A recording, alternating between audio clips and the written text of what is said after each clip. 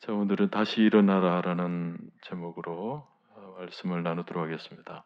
인생을 살다 보면 어, 성공의 순간보다 실패의 순간이 더 많습니다. 인간의 삶에서 실패는 어떤 면에서는 필연적이라고 말할 수가 있습니다. 우리 인간이 연약하잖아요. 또 부족하고 완전하지 못하기 때문에 인간이 실패하는 것은 당연합니다.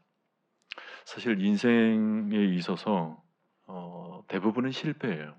우리가 그런 삶의 발자취들을 쭉 돌아보면 뭔가를 성공했다기보다는 그 실패의 연속들이 굉장히 많았던 것을 어, 발견하게 될 것입니다. 그래서 우리 삶은 실패를 좀 자연스럽게 받아들이는 그런 훈련이 좀 필요합니다. 실패는 다양한 영역에서 일어날 수 있습니다. 삶에서 일어나는 실패들, 사업을 하시는 분들은 뭐 사업에 실패를 한 경험도 있을 것이고, 또 어떤 분들은 자녀를 키우면서 자녀 키우는 이 자녀 양육에 내가 실패를 했다, 그걸 경험하시는 분들도 있습니다. 이 원하는 것을 얻지 못하는 것들에 대한 실패들이 다양하죠. 혹은 관계적인 측면에서도 실패가 일어날 수 있습니다. 좋은 관계를 유지하고 싶었는데 그게 잘 안 될 때 자주 우리 마음이 무너질 때가 있습니다. 저는 개인적으로 실패를 제일 많이 경험했던 적이 언제냐면 운전 면허증을 딸 때, 그때 제가 제일 많이 실패를 한 것 같아요. 여러분은 단번에 다 땄습니까? 저는 갈 때마다 떨어지는 거예요. 뭐 코스에서도 떨어지고 뭐 주행에서도 떨어지고 실패의 연속이었습니다. 나중에는 그 수입 인지를 앞에 붙일 자리가 없어가지고 뒤에다가 붙이고 그것도 모자라가지고 완전 덧대가지고 붙일 정도로 굉장히 많이 떨어졌습니다. 어, 제가 운전에 완전 소질이 없는 것으로 생각하지는 마십시오. 어, 저는 학원을 안 다녔기 때문에 거기서 이제 운전면허 시험을 치면서 하나하나 그냥 익혀나가는 거예요. 코스도 익혀나가고 어떻게 하면 떨어지고 어떻게 하면 걸리고 어떤 학원비 아끼려다가 시험 고시비가 더 들어갔습니다. 근데 그렇게 하고는 운전면허증을 따고 지금까지 근 25년 동안 무사고로 지내고 있는 것을 보면 그 실패, 그 운전면허증을 따면서 실패에 대한 경험이 어떤 면에서는 그 뒤에 제가 운전하는 데 있어서 조금 도움이 되었다고 저는 생각을 합니다. 여러분들은 어떻습니까? 우리 대학생들, 대학부를 보면 제때 원하는 대학에 들어가지 못하는 우리 학생들을 보게 되죠. 어른이 되면서는 실패하지 않습니까? 그렇지 않습니다. 직장에서나 가정에서나 쉽게 실패를 경험하게 됩니다. 아마 오늘도 삶을 돌아보면 뭔가 내가 원했는데 그것이 잘 이루어지지 않아서 실패적인 삶을 사신 분도 아마 있으리라 생각을 합니다. 성공하신 분들도 승승장구할 수가 없습니다. 그 사람도 가만히 보면 많은 실패를 경험하고 난 뒤에 오늘의 성공을 이룬 거거든요. 성경에서 소년이라도 넘어지고 장정이라도 쓰러진다라고 말씀을 합니다. 오늘 실패를 경험하신 분들 성령님의 위로가 있기를 바랍니다. 실패하지 않는 사람은 지구상에 한 사람도 없습니다. 그리고 실패를 해도 한 번으로 끝나지를 않습니다. 실패가 계속 반복적으로 일어나죠. 그러니까 실패해서 이겨냈는데도 또 실패하게 되어 있습니다. 내가 성공한 영역에서 그 다음에도 계속 성공한다는 보장이 없어요. 실패는 우리 인생을 계속 따라다닙니다. 여러 번의 실패를 경험하면서도 실패를 줄여갈 수는 있겠지만 실패가 끝나는 것은 아닙니다. 실패가 끝났다. 아마 그것은 우리가 사망할 때인 것 같습니다. 우리가 이 땅을 떠날 때는 실패가 이제 멈추게 되겠죠. 우리가 살아있는 한 우리의 삶 속에서 실패는 늘 따라오는 일인 것 같습니다. 그러므로 여러분, 우리가 실패하는 것 자체가 중요한 것이 아니라 중요한 것은 실패에 대한 우리의 태도를 어떻게 할 것인가, 이게 굉장히 중요합니다. 실패 앞에서 우리가 어떤 태도를 보일 수 있을까? 우리가 믿음의 삶을 산다는 것도 결국은 우리가 실패했을 때 우리가 어떤 태도를 보이느냐, 그것이 우리의 믿음의 삶이죠. 실패를 통해서 많은 사람들이 불행에 빠진다고 하지만, 근데 가만히 보면 실패 자체 때문이 아니라 실패에 대한 반응이 문제예요. 그 반응과 태도에 따라서 전혀 다른 인생을 살게 되는 것입니다. 실패했을 때 대부분의 사람들은 낙심하고 좌절합니다. 우울해하기도 하고, 심하면 마음에 상처가 생깁니다. 심한 경우에는 대인기피증까지 생겨나죠. 실패했을 때 실패한 것으로 인해서 자기의 삶이 완전히 망가졌다라고 생각하는 사람들이 많습니다. 그러나 실패했다고 해서 삶이 다 망가지는 것은 아닙니다. 삶이 끝나는 것은 아니죠. 그러므로 실패에 대한 관점을 바꾸는 것이 중요합니다. 실패를 어떤 관점으로 바라보는가. 정호승 시인의 패배에 대해서라는 시가 있습니다. 그 시 내용이 이렇는데요. 나는 패배가 고맙다. 내게 패배가 없었다면 살아남을 수 없었을 것이다. 살아남기 위해 패배한 것은 아니지만 나는 패배하였기 때문에 살아남았다. 그러니까 실패, 패배 속에서 어쩌면은 삶의 의미를 그 속에서 찾았다라는 거예요. 성공해서 찾은 것이 아니라 패배하고 넘어짐 속에서 삶의 의미들을 발견했던 이 시인의 고백이 있었습니다. 성경을 보면 우리가 베드로와 가룟 유다의 공통점이 뭐냐면 둘 다 실패를 했어요. 둘 다 주님을 따르는 일에 실패를 했습니다. 근데 문제는 실패 그 다음이에요. 가룟 유다는 자신의 실패로 인한 절망감에서 헤어나오지를 못했습니다.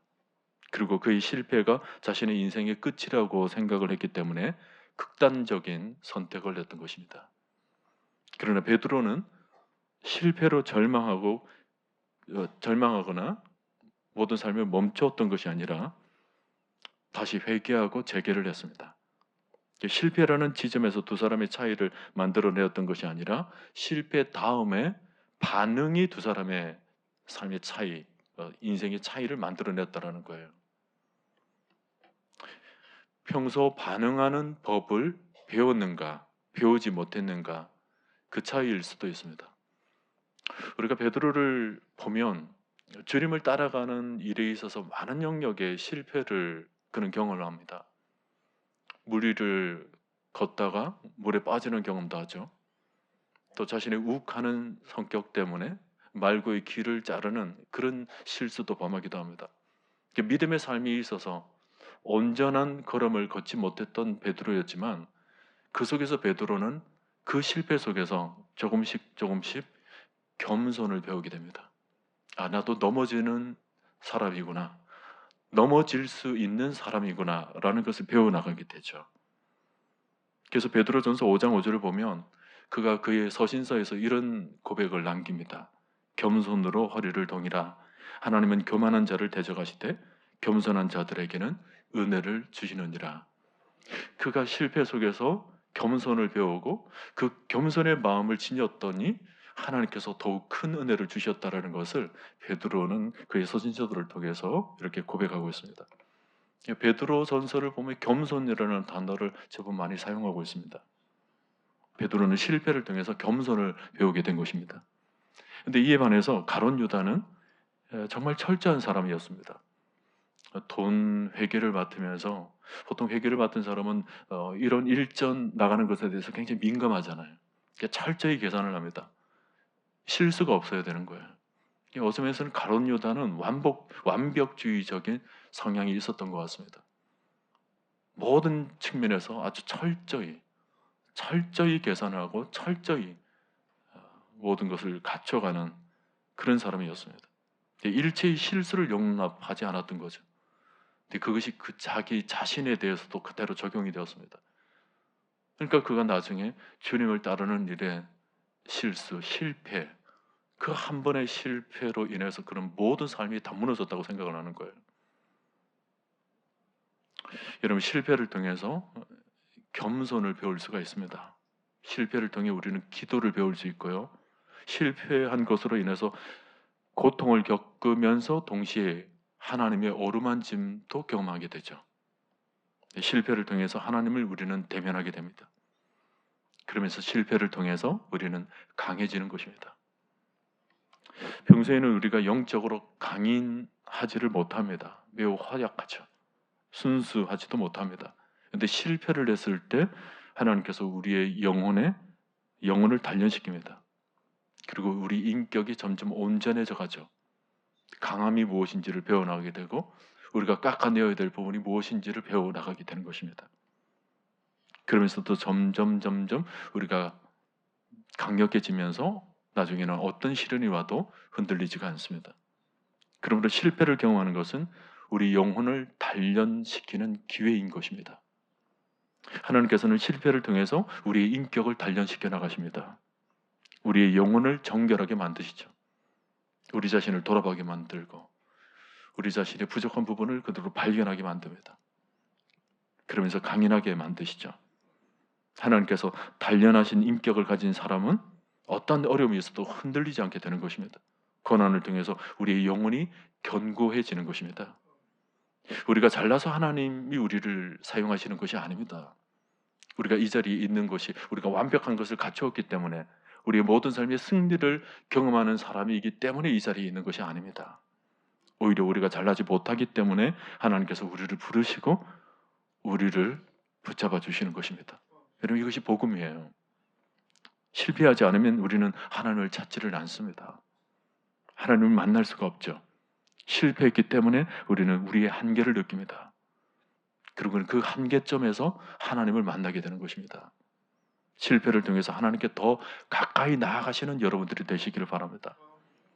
자, 여러분, 우리 믿는 그리스도인들은 실패를 경험했을 때 어떻게 반응을 해야 하는가?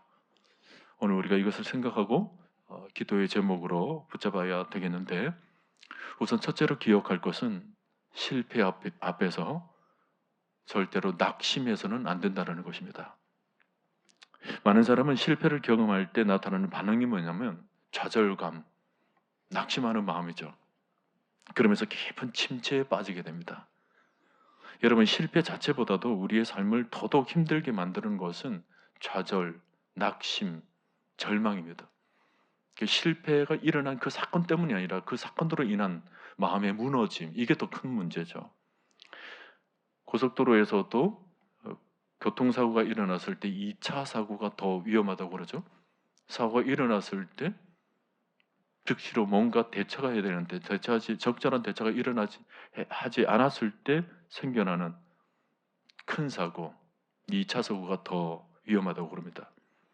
많은 사람들이 실패 자체 때문에 넘어지는 것이 아니라 그 다음에 마음속에 생겨나는 낙심으로 인해서 쓰러지는 것입니다. 낙심하면 이제 용기를 잃어버리게 되고 삶의 의욕을 상실하게 되면서 완전히 삶의 무기력증에 빠지게 되는 것입니다. 그래서 우리는 실패를 하지만 어쩔 수 없이 우리의 연약함 때문에 실패가 일어날 수 있지만, 그러나 실패 앞에서 낙심해서는 안 된다는 것을 꼭 기억할 필요가 있습니다. 제임스 존스라고 하는 사람은 영웅의 위대한 점은 실패하지 않는 것이 아니라 절망하는 법이 없다라는 것이다 라는 말을 했습니다. 절망하는 법이 없다, 소망을 잃지 않는다는 거죠. 가능성을 놓지 않는다라는 것입니다. 고린도후서 4장 8절 9절을 보면 우리가 사방으로 우겨삼을 당하여도 쌓이지 아니하며 답답한 일을 당하여도 낙심하지 아니하며 박해를 받아도 버림받지 아니하며 거꾸로 뜨림을 당하여도 망하지 아니하고 라고 말씀하고 있습니다. 신자의 삶을 얘기하고 있는 거예요. 답답한 일을 당하여도 낙심하지 아니한다. 신자의 모습이라는 거예요. 사방으로 우겨삼을 당하고 답답한 일을 당하고 박해를 받고 거꾸로 뜸을 당했다면 아마 대부분의 사람들은 앞이 보이질 않을 겁니다. 대부분의 사람들은 그냥 낙심하겠죠. 그러나 신자는 그렇게 하지 않는다는 거예요. 사도 바울은 우리가 사방으로 우겨싸움을 당해도 쌓이지 아니한다. 선명한 믿음을 가지고 있습니다. 박해를 받아도 버림받지 아니한다. 거꾸로 떠임을 당하여도 망하지 않는다. 그러므로 낙심하지 말라. 우리에게 권면하고 있습니다. 여러분, 이게 어떻게 가능하죠? 바로 우리에게는 하나님이 함께하고 계시기 때문입니다. 우리는 하나님이 주시는 힘으로 다시 일어날 수 있다는 거예요. 오늘 말씀도 보세요. 오늘 본문 23절을 보면 우리가 실패의 삶에서 중요하게 붙잡아야 될 말씀이 나오죠. 여호와께서 사람의 걸음을 정하시고 그의 길을 기뻐하시나니, 그리고는 24절, 그는 넘어지나 아주 엎드려지지 아니함은 여호와께서 그의 손으로 붙드심이로다. 이것을 여러분 자신에게 적용하십시오. 나는 넘어지고 나는 쓰러진다. 어떤 면에서는 낙심할 수도 있다. 그러나 여호와께서 나의 손을 붙잡고 계신다. 여러분, 하나님 왜 우리를 붙잡고 계십니까? 우리 안에 있는 가능성을 보시는 것입니다. 우리는 늘 실패를 하니까 우리가 실패하는 것 때문에 하나님은 놀라지는 않으세요. 실패하는 존재라는 것을 하나님께서 아시는 거죠. 근데 실패보다는 우리 안에 가능성을 보시는 것입니다. 하나님께서 우리 영혼을 지으실 때 그 창조적 형상을 하나님께서는 바라보시는 거죠. 아름답게 지으신 그 창조적 형상 안에 하나님의 가능성을 심어 놓으신 것입니다. 여러분, 우리가 실패했다고 해서 우리 안에 있는 가능성마저 사라지는 것이 아닙니다. 실패한 일 때문에 내 안에 가능성이 없어지는 것이 아니라는 거예요. 실패와 상관없이 우리 내면을 들여다보면 가능성이 보여요. 가능성이 사라져 있지 않기 때문에, 그대로 남겨져 있기 때문에. 여호와께서 그의 손으로 붙드심이로다. 하나님 보실 때 완전히 불가능해 보이는 인생이 하나도 없다라는 거죠. 그 안에 하나님께서 붙잡아 주시는 우리 안의 가능성, 하나님께서 심어 놓으신 가능성, 그게 있다라는 거죠. 예수님도 제자들을 보실 때 언제나 그들 안에 있는 가능성을 보셨습니다. 겉으로는 참 부족하고 연약하고 쓰러지고 서로 다투기나 하고 자리 다툼하고 그런 부족한 모습의 제자들이었지만, 우리 예수님은 그들 안에 있는 한 사람 한 사람이 깃들어져 있는 가능성을 본 것입니다. 베드로가 실패하고 또 실패했지만 예수님이 그 디베랴 바닷가에 다시 찾아가신 이유가 뭐예요? 베드로의 가능성을 보는 거예요. 결정적인 순간에 배반한 사람이었지만 예수님은 다시 찾아가셨습니다. 그리고 다시 일으켜 세워주셨죠. 가늠하다가 붙잡혀온 그 여인도 마찬가지예요. 사람들의 눈에는 실패한 인생이고 그래서 완전히 끝난 인생처럼 보였죠. 근데 그때 예수님께서 너를 정죄하지 아니하노니 가서 다시는 죄를 범하지 말라 하시니라. 주님은 이 여인의 가능성을 본 거예요. 사람들은 실패한 자로 봤지만 주님은 그렇게 보지를 않았습니다. 그 안에 있는 가능성. 여러분 꼭 기억하셔야 됩니다. 우리도 수도 없이 넘어지고 쓰러질 때가 있죠. 낙심하고 낭망할 때가 있습니다. 근데 하나님은 우리가 낭망하는 것으로 우리를 버리지 않는다는 거예요. 실패했기 때문에 우리를 외면치 않으신다는 거예요.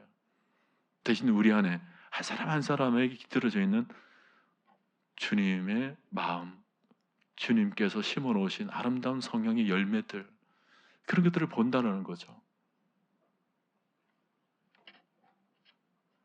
그러므로 우리는 우리 인생에 있어서 쉽게 결론을 내려서는 안 됩니다. 자그마한 실패가 있고 실수가 있을 때 나는 역시 안 되는 사람이구나. 나는 역시 노력해도 별 볼 일 없는 사람이구나. 그렇게 절대 생각해서는 안 된다는 거예요. 하나님은 날마다 우리에게 가능성을 보여주십니다. 너는 할 수 있다라는 거예요. 여러분, 마귀는 늘 좌절감을 남겨다 주죠. 조그만 일에도 너는 쓸모없는 인간이다.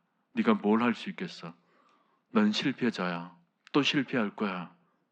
라는 생각으로 잠 못 이루도록 만듭니다. 아주 깊은 침체에 빠지도록 만들죠.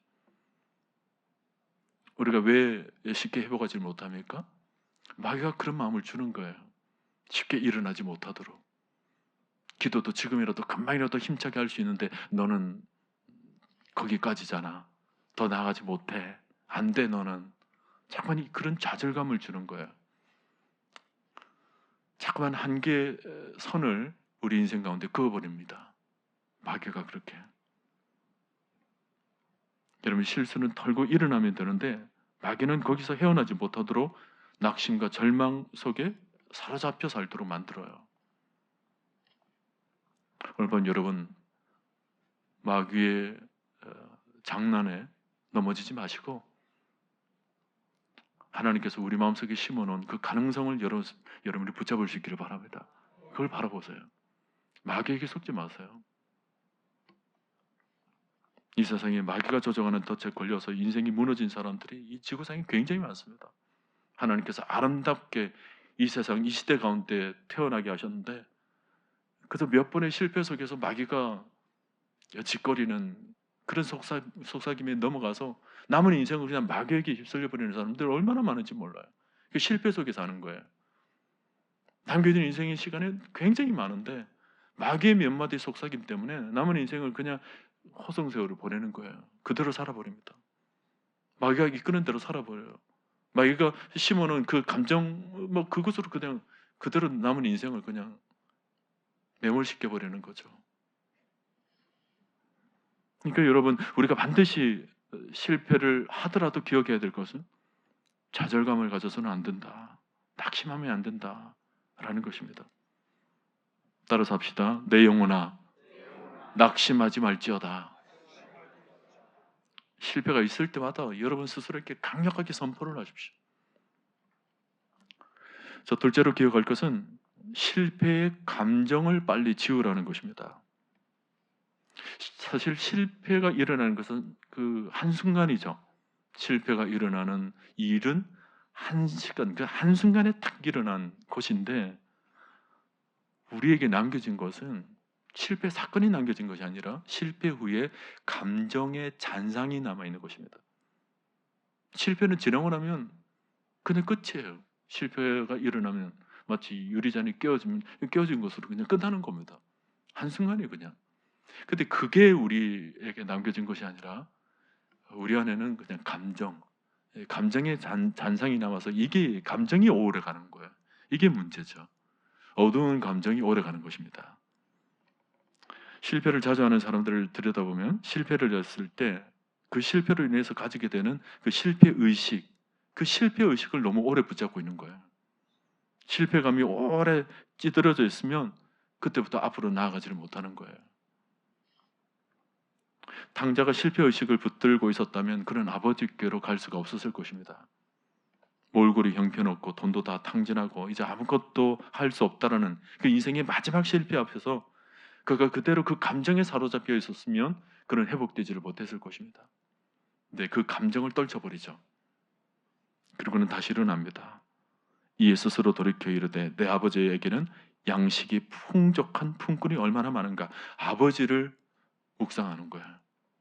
나는 여기서 줄여 죽는구나. 내가 일어나 아버지께 가서 이르기를 아버지 내가 하늘과 아버지께 죄를 지었사오니 지금부터는 아버지의 아들이라 일컬음을 감당하지 못하겠나이다. 나를 품꾼의 하나로 보소서.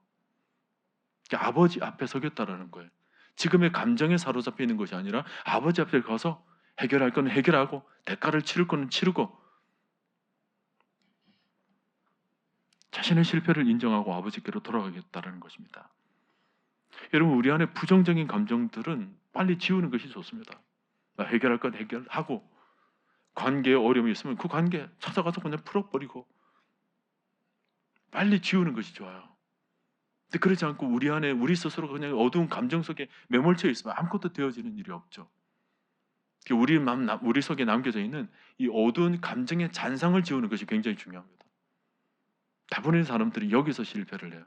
잔상을 지우지 않은 채 자기 홀로 살아가는 거예요. 여러분, 그 감정을 그대로 가지고 살면 결국 뭐예요? 이 우울해지는 것이고 그 속에서 뭐예요? 인생의 패배감이 생겨나게 되는 것입니다. 내 영혼아, 내가 어찌하여 낭망하며 내가 어찌하여 내 속에 불안해하는 거. 너는 하나님을 바라라. 왜 그렇죠? 하나님께서 우리의 불안을 제거해 주시는 분이십니다. 우리가 우리 스스로 내 영혼이 낭망하고 있을 필요가 없어요. 우리를 도우시는 하나님이 우리 안에 거하게 계시기 때문에 우리가 하나님을 바라보는 것이 중요하죠. 오늘 여러분, 감정을 묵상하지 말고 하나님 말씀을 묵상하시길 바랍니다. 자꾸만 어두운 감정 속에 휩싸여 있지 마십시오. 사단은 늘 우리를 패키지로 만들어요. 어두운 감정 안에 딱 그 안에 갇혀 살도록 만들죠. 우리가 박차고 일어나야 되는데 그러지를 못해요. 많은 사람들이 하나님을 믿는다고 하면서도 자기 안에 복음이 있다라고 하면서도 실제로 복음 안에 사는 삶이 아닌 경우가 굉장히 많습니다. 복음의 삶이 뭐예요? 자유고 평안이고 모든 삶의 회복인 거고 절대 안식 아닙니까? 복음 안에 있다라는 게 절대 평안은 표정에서도 그대로 나오는 거죠. 근데 많은 사람들이 복음 안에 있다고 하면서도 그러지 못하는 이유가 뭐예요? 이 감정이 패키지 안에 그대로 놓여져 있기 때문에 그래요. 그걸 깨뜨려 버려야 돼요. 그 안에 머물러 있으면 안 됩니다. 오늘 밤에도 우리가 기억해야 될 것은 과거의 실패의 감정들이 아닙니다. 하나님 말씀인 줄로 믿습니다. 말씀을 붙잡아야 돼요. 하나님을 생각하고 하나님의 도우심을 생각하고 내 영혼아 하나님을 바라라. 하나님을 바라볼 때 우리에게는 선한 삶이 펼쳐지게 될 줄로 믿습니다. 오늘 24절을 꼭 기억하세요. 나는 넘어지나 아주 엎드려지지 아니하면 여호와께서 그의 손으로 나를 붙드심이로다. 하나님께서 우리를 붙잡아주고 계시는 것입니다. 자, 마지막 세 번째로 거룩한 오기를 품고 다시 일어나라는 것입니다. 실패를 했을 때 좀 거룩한 오기가 좀 있어야 돼요. 실패했던 지점에서 다시 시작하는 것입니다. 넘어졌던 자리에서 다시 시작하는 거예요. 깨어졌던 그 관계의 자리에 다시 들어가 다시 회복시키는 거예요. 다시 시작하는 겁니다. 우리가 실패로 배운 것들이 많이 있지 않습니까? 실패해서 그 인생이 그대로 머물게 되면 그 인생은 영어로 말하면 노하우가 되는 거예요. 방법이 없다라는 거죠. 실패한 자리에 그대로 머물러져 있으면. 근데 실패를 딛고 거기서 멈춰 있는 것이 아니라 실패를 딛고 그 실패를 통해서 뭔가를 배워나가게 되면 그것을 우리는 노하우라고 그러잖아요. 노하우 이것이 끊어지는 것과 붙어져 있는 것이 좀 달라요. 물론 노의 영어 스펠링은 좀 다르지만 우리의 실패가 노하우가 될 것이냐 아니면 노하우가 될 것이냐 이게 우리의 삶의 모습에서 극명하게 갈려지게 됩니다. 이게 우리 안에 거룩한 오기가 좀 필요해요. 다시 딛고 일어서리라. 이런 거룩한 오기가 우리 안에서 좀 발동이 되어야 되는 거죠. 걸어 쓰러져 있으면 안 됩니다. 오늘 24절에서 그는 넘어지나 아주 엎드려지지 아니하면 저는 이 말씀을 묵상하면서 오뚜기가 생각나는 거예요. 오뚜기 아시죠? 오뚜기 쓰러뜨려 보신 분들이 있으십니까? 없을 거예요. 건드리고 쓰러뜨리면 또 일어나요. 건드리면 또 일어나요. 쓰러졌는데 또 일어나요. 또 일어나요. 근데 오뚜기는 거룩한 탄성이 있는 것 같아요. 그러니까 제대로 돌아오는 이 탄성이 있는 거죠. 철은 뭐예요? 굽어지면 다시 돌아오질 못합니다. 탄성 개수가 굉장히 나쁘죠. 또 오뚜기는 탄성 개수가 좋은 것 같아요. 다시 훅 돌아오면 이게 신자의 삶인 거예요. 넘어지나 아주 넘어지지 아니하면 아주 엎드려지지 아니하면 우리 안에 복음이 있고 성령이 있고 하나님의 도우심이 있기 때문에 그 도우심이 다시 이렇게 세우는 거예요. 다시 이렇게 세우는 거예요. 이거 여러분 실습을 해봐야 되는데 여러분께서 쓰러졌을 때 내 안에 있는 성령이 다시 이렇게 해주시고 내 안에 있는 복음이 또 다시 이렇게 해주시고 깨어지고 무너진 삶이 있을 때 내 안에 거룩하게 중심을 잡아주는 게 있잖아요. 하나님의 도우심. 하나님의 도우심 얼마나 큰 도우심입니까? 그게 우리의 중심을 딱 잡고 있는데 우리가 왜 넘어져 있습니까? 다시 이렇게 세우는 거예요. 오늘 밤 여러분의 삶이 다시 세워질 수 있기를 바랍니다. 넘어져 있는 채로 있지 마십시오. 우리가 하나님을 믿는다는 것이 뭐예요? 우리 안에 믿음이 있다는 것이 뭐죠? 겨자씨만한 믿음, 또 얼마나 큰 믿음인지 몰라요. 얼마나 힘이 있는지 모릅니다. 하나님의 무게가 있는 거죠. 영광의 무게가 있기 때문에 그 무게로 우리는 다시 일어나는 거예요. 실패도 스펙이라는 말이 있습니다. 하나씩 하나씩 실패가 쌓여져 갈 때 거룩한 스펙이 되는 거예요. 제가 우리 교육자님들 청빙을 할 때 그 청빙이 이렇게 자기소개서를 이렇게 보잖아요. 이렇게 보면 참 이분은 귀하게 쓰임을 받을 수 있겠다라고 판단하는 기준이 뭐냐면 저는 이러이러한 실패를 했습니다. 근데 이런 실패를 통해서 저는 이것을 배우게 되었습니다. 라는 내용이 들어가 있으면 이분은 뭔가 하나님 앞에 겸손도 알고 또 하나님 앞에 더 거룩하게 쓰일 수 있는 자원이 뭔가 있구나라는 것을 배우게 돼요. 우리 교육자님들 너무 귀하시잖아요. 왜 아멘도 안 하세요? 너무 귀하시죠? 이분들이 다 실패를 통해서 하나님의 겸손을 배우면서 하나님의 거룩하심을 또 가슴에 또 새겨나는 법을 배우신 분들이거든요. 저도 마찬가지고 아마 우리 모두도 마찬가지라고 생각합니다. 우리는 실패를 통해서 넘어지는 것이 아니에요. 넘어지나 아주 엎드러지지 아니하면 여호와께서 나의 손을 붙드심이로다. 우리는 다시 일어나는 거예요. 다시 일어나죠. 그러므로 우리의 최대의 자원은 우리의 삶 속에서 이루어놓은 삶의 결과물들이 아니라 우리의 최대의 자원은 우리 안에 쌓여져가는 영적인 내공입니다. 영적인 내공이 쌓여져가는 거죠. 넘어지지 않는 믿음, 거룩한 오기. 실패 속에서 우리는 기도가 쌓여져 가고요. 실패 속에서 우리의 생각이 깊어져 가고 실패 속에서 우리의 믿음이 강해져 가는 것입니다. 영적인 내공이 점점 생겨나게 되는 거죠. 어떤 분들은 신앙생활 10년, 20년, 30년 하면서도 뭐 별반 그렇게 다를 바 없다 하지만 저는 그렇게 보지를 않습니다. 은연중에 여러분 속에 믿음의 내공이 쌓여져 가고 있는 거예요. 수많은 실패 속에서 이것도 해보고 저것도 해보고 이것도 넘어지고 저것도 넘어져 보지만 많은 관계 속에서 많은 입술의 더 부족함 속에서 많은 삶의 모습들 속에서 많은 넘어짐이 있었지만 그 속에서 뭐예요? 하나씩 하나씩 배워나가면서 우리 안에 차츰차츰 내공들이 쌓여져 가는 거죠. 사실 이게 우리의 자원이에요. 삶을 만들어 놓은 어떤 업적들이나 어떤 재물들, 삶의 모양들 사실 그런 것들은 뭐 우리가 이 땅을 떠나면 아무것도 남겨진 것이 없어요. 근데 우리가 천국에 들어갈 때는 이 영적인 내공, 이 단단해진 영적인 내공을 가지고 은혜의 보좌 앞으로 나아가는 거죠. 얼마나 빛나는 면류관이 되겠습니까? 상처투성이이지만 그 상처가 또 아물어져서 점점 단단해진 영적인 이 굳은 살을 가지고 아주 단단해진 영적인 내공의 그 보따리를 가지고 은혜의 보좌 앞으로 나아가서 하나님 앞에 떼어놓을 때 그게 우리의 면류관이 되는 거죠. 아름다운 성령의 열매들이 되는 것입니다. 오래 참고 기락하고 화평하고 자비하고 인내하고 절제하고 이 모든 어떤 성령의 열매들이 그 보따리 안에 다 들어가 있는 거죠. 영적인 내공이에요. 여러분 우리는 실패를 했을 때 자연치유를 기대해서는 안 돼요. 자연치유가 뭐죠? 시간이 흘러가면 적당히 이제 치유되는 거. 그걸 자연치유라고 그러잖아요.